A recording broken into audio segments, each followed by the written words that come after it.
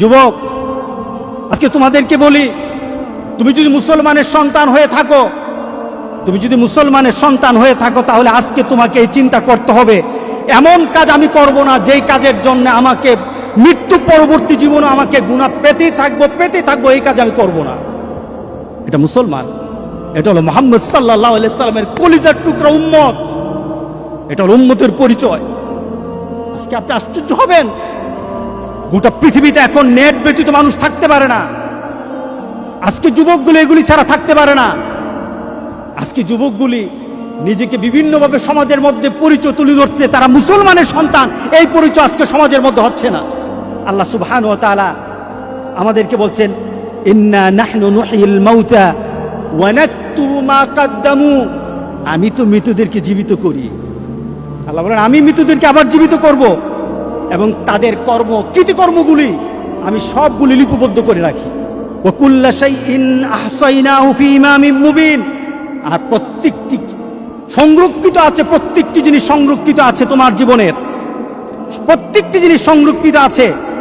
যুবক, তোমার জীবনটা যদি, তোমার চলাটা যদি কুরআন এবং সুন্নাহ অনুযায়ী হয়, আল্লাহর রাসূল আর নেককার বান্দারা যেমন সুন্দর মউত পেয়েছে, রাসূল সাল্লাল্লাহু আলাইহি সাল্লাম বলেন, তোমাদের মউতও তত সুন্দর হয়ে যাবে, তোমাদের মউতও তেমন সুন্দর হবে। রাসূল সাল্লাল্লাহু আলাইহি সাল্লাম বলতেছেন, তুমি দুনিয়াতে যেভাবে চলবা মউতও তেমন হবে।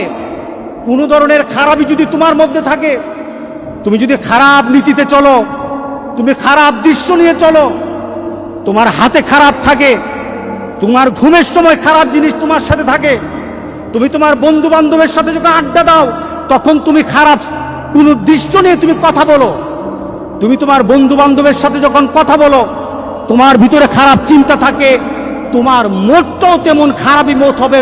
কে বলেছেন? মুহাম্মদুর রাসূলুল্লাহ। বিশ্বাস হয় না? মুহাম্মদ সাল্লাল্লাহু আলাইহি সাল্লাম বলে গেছেন, তোমার মতটা তেমন হবে। শুধু তাই নয়, কামা তামুতুন্না তুবাসুন, যেমন তোমার মত হবে তেমনই ভাবে তোমাকে আখিরাতে উঠানো হবে। এরপর রাসূল সাল্লাল্লাহু আলাইহি সাল্লাম হচ্ছে, তোমার মতটা যেমন তোমাকে উঠানো হবে ওই নীতিতে, যেমন ভাবে তুমি মরেছো। শুধু তাই নয়, কামা তুবাসুন তুশারুন, যেমন ভাবে তোমাকে হাসর করা হবে, যেমন ভাবে তোমাকে উঠানো হবে তেমন ভাবে তোমার হাসর হবে। সুতরাং দুনিয়া যেমন হাসর তেমন, দুনিয়া যেমন মওত তেমন, দুনিয়া যেমন কবর তেমন। আজকে সবার ভিতরে একটা কথা বলি, আমাদের জীবনটাকে আমরা সুন্দরভাবে চালাতে চাই, এই জিনিসটা আমাদেরকে ধ্বংসের দিকে নিয়ে যাচ্ছে। যতটুকু উপকার আসা দরকার তার থেকে ক্ষতিটা বেশি হচ্ছে। আজকে যদি সমাজে সন্ত্রাসী শিখতে চায় তাহলে এখান থেকে সন্ত্রাসী শিখে, ছোট ছোট বাচ্চারা পর্যন্ত সন্ত্রাসী স্টাইল শিখে কিভাবে মারামারি করতে হয়, সব কিছু এখান থেকে শিক্ষা হয়। যদি তোমার ভিতরে দিনদারি হয়, সেটা তোমার আল্লাহর তরফ থেকে তোমার প্রতি একটা করুণা, তুমি ভালো কিছু বের করতে পারো, ভালো কিছু বের করতে পারো। এটা ভালোর দিকেও নিয়ে যায়, খারাপের দিকে নিয়ে যায়, তবে খারাপের দিকের সংখ্যাটাই বেশি। তাহলে আজকে আমরা এই নিয়ত করব যে আমাদের চোখকে হেফাজত করব। কারণটা কি? এই চোখ সম্পর্কে প্রশ্ন করা হবে, আমাদের যৌবন সম্পর্কে প্রশ্ন করা হবে। রাসূল সাল্লাল্লাহু আলাইহি সাল্লাম বলেছেন, সামনের দিকে অগ্রসর হওয়া যাবে না যতক্ষণ পর্যন্ত তার প্রশ্নের উত্তর দিতে না পারবে, ততক্ষণ হবে না। সেটা কি? আন উমরিহি ফিমা আফনাহু, তোমার জীবনটাকে তুমি কিভাবে পরিচালনা করেছো।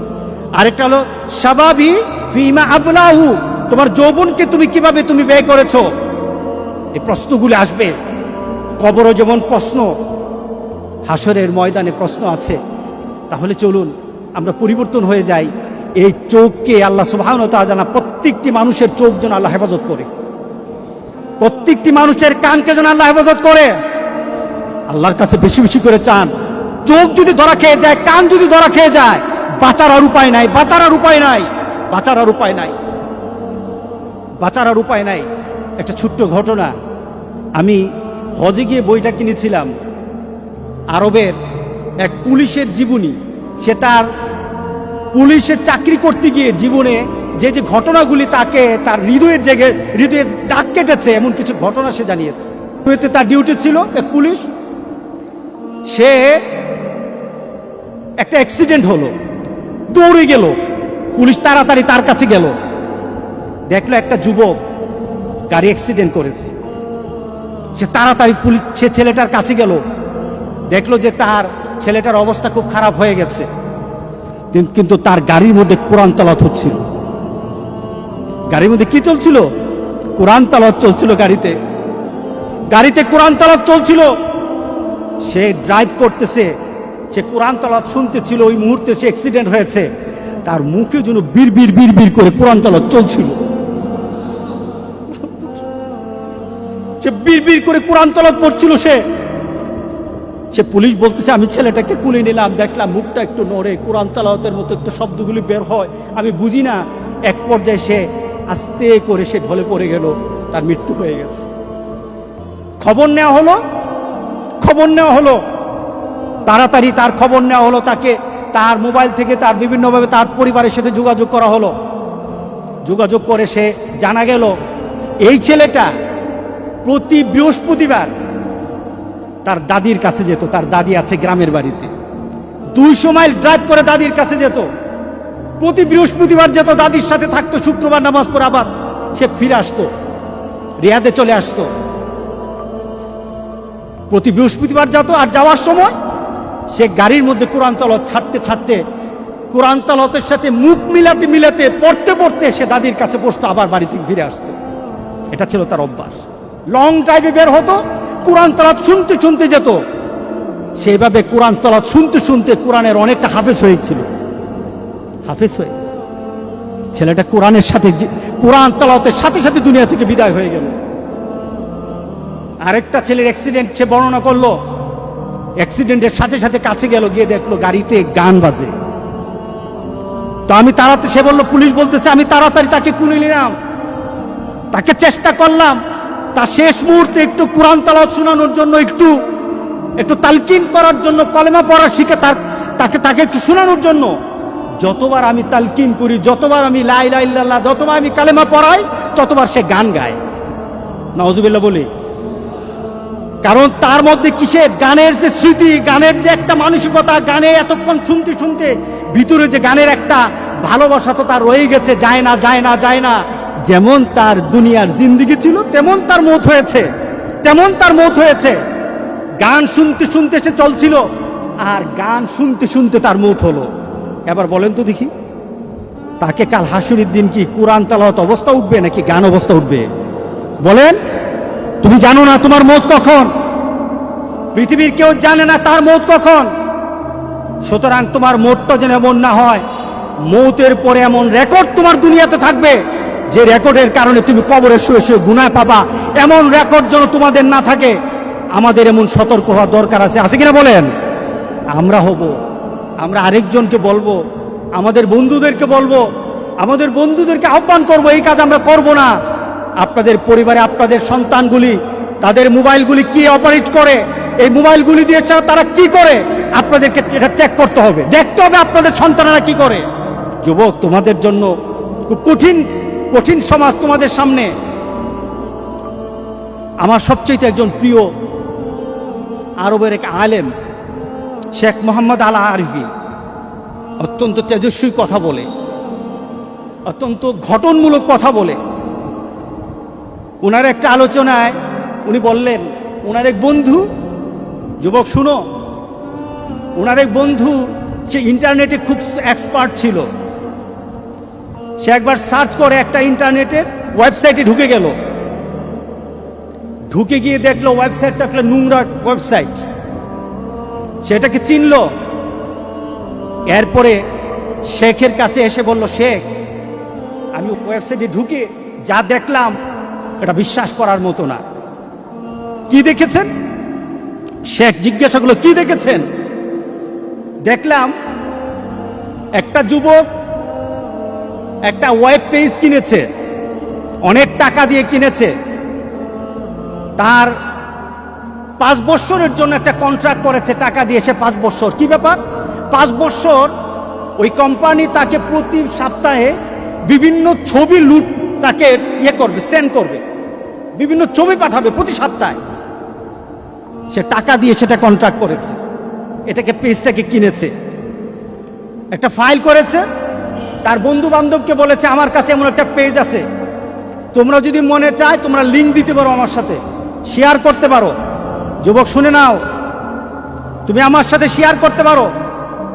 তার বন্ধুরা আনন্দের সাথে বলল, যদি তোমার সাথে ঘুরি তাহলে পয়সা দিতে হবে নাকি? না, পয়সা দেওয়া লাগবে না, পয়সা তো আমি দিয়ে দিয়েছি, আমি এই ফাইলটা কিনে নিয়েছি, প্রতি সপ্তাহে আমার কাছে ছবি আসবে, আর তোমরা যদি আমার সাথে লিঙ্ক করো আমি এটাকে শেয়ার করে দেব, সাথে সাথে তোমাদের সাথে চলে যাবে। সে O2 ফরওয়ার্ড করে দিল, তার সকল বন্ধুর তালিকা দিয়ে O2 ফরওয়ার্ড করে দিল। তার কাছে যখন একটা ফাইল চলে আসতো প্রতি সপ্তাহে, অটোমেটিক তার বন্ধুদের কাছে চলে যেত, অটোমেটিক চলে যেত। সেটা কি কিনেছে? 5 বছরের জন্য কিনেছে। 6 মাস পরে সে অ্যাক্সিডেন্টে মারা গেল। 6 মাস পরে সেই ছেলেটা অ্যাক্সিডেন্টে মারা যায়। তার আশেপাশের সকল বন্ধুরা তাকে জানাজা দিল, দাফন করলো। ঠিক 1 সপ্তাহ পর দেখলো প্রত্যেকটি বন্ধুর সেই ওয়েবসাইটটা, তার বন্ধুদের যে ওয়েবসাইটটা লিঙ্ক করা ছিল, তাদের কাছে ছবি চলে আসছে, তাদের কাছে ছবি চলে আসতেছে। তারা মনে করলো এটা পুরানো ছবি। আবার তারা 1 সপ্তাহ ওয়েট করলো, দেখলো না, আবার ছবি চলে আসছে। 2-3 সপ্তাহ পর তারা কোম্পানির সাথে যোগাযোগ করলো, তাদেরকে বলল, ভাই, যে ছেলেটা আপনাদের থেকে এই ফাইলটা কিনেছিল সে তো মারা গেছে, এখন তার থেকে যে ধরনের পেজ আপনারা দিচ্ছেন এটা তো আমাদের কাছে চলে আসতেছে, অটোমেটিক চলে আসতেছে। ফাইলটা কিনলো কে? ওই মরা ছেলেটা কিনলো। কে কিনলো বলেন? ওই মরা ছেলেটা কিনলো। যে ছেলেটা মরে কবরে আছে সেই ছেলেটা কিনেছে। কিন্তু তার বন্ধুরা কিন্তু লিঙ্ক পাচ্ছে প্রতি সপ্তাহে তাদের কাছে ছবি চায়। তারা অস্থির হয়ে গেছে। শেষে কোম্পানির সাথে বলল যে এটা বন্ধ করা দরকার, সে তো নাই, বন্ধ করা দরকার, এটা খারাপ জিনিস। তখন তারা বলল, আমরা তো বন্ধ করতে পারবো না, তাকে একটা পাসওয়ার্ড দেওয়া ছিল, পাসওয়ার্ডটা চাই, পাসওয়ার্ডটা হলে বন্ধ করতে পারবো। বলে পাসওয়ার্ড তো জানি না, পাসওয়ার্ড তো জানি না। এভাবে চলতে থাকলো 2 বছর পর্যন্ত, এভাবে কন্টিনিউ চলতে থাকলো। ছবি আসতেছে, তার বন্ধুদের পেজে ছবি ঢুকে যাচ্ছে। পেজের নাম কার? যে মারা গেছে তার। 5টা বছর এভাবে আসলো, 5টা বছর এভাবে আসলো। নোংরা ছবিগুলি তার বন্ধুদের কাছে চলে আসলো। পেজটা ক্রয় করেছে, যে ছেলেটা ক্রয় করেছে আজকে কবরে আছে। তাহলে আপনার বিবেকে কি বলে? এই ছেলেটা পেজটা যখন খুলেছে সে কি জানতো আমি মারা যাব? জানতো না। কিন্তু আজকে কবরে শুয়ে আছে। তার প্রত্যেকটি লিঙ্কের জন্য যত গুনাহ হচ্ছে, সেই গুনাহগুলি সে কোথায় পাচ্ছে? তার কবরে যাচ্ছে। যুবক, তোমার মোবাইলটা যদি এইভাবে খোলা থাকে, তোমার মোবাইলের মধ্যে যদি এইগুলি জিনিসগুলি থাকে, ওই যুবক যেমন জানে না সে 5 বছরের জন্য কিনেছে, সে জানে না 6 মাস পরে সে মারা যাবে। যুবক, তুমিও কিন্তু জানো না তোমার কখন মৌত হবে।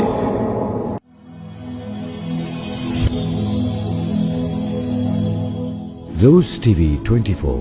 Enjoy by listening to the Holy Quran.